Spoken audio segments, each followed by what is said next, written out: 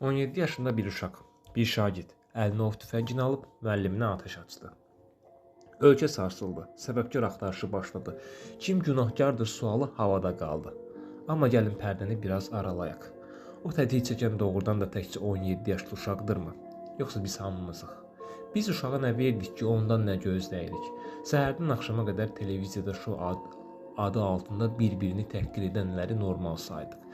Müəllimi şagirdin qarşısında əl aşağı, gözü kölgəli edən sistemi öz rahatlığımız üçün qəbul etdik.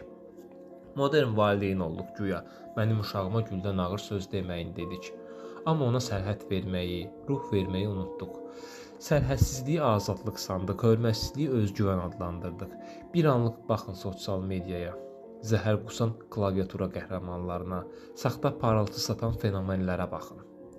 Biz o uşaqların ruhunu illərlə bu zəhərlərlə qidalandırdıq. İndi isə soruşuruq, bu uşaq niyə belə oldu?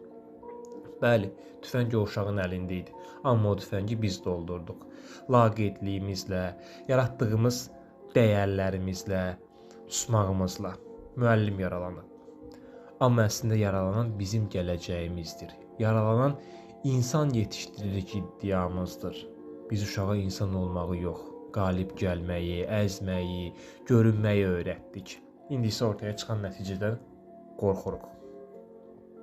Bilmirəm özümüzlə mübarizə aparmalıyıq, yoxsa bu çürümüş reallıqla. Amma bir sual açıq qalır. Əgər o tətiyi bu gün o uşaq çəkdisə, biz dünən nə edirdik? Bugün nə edirik?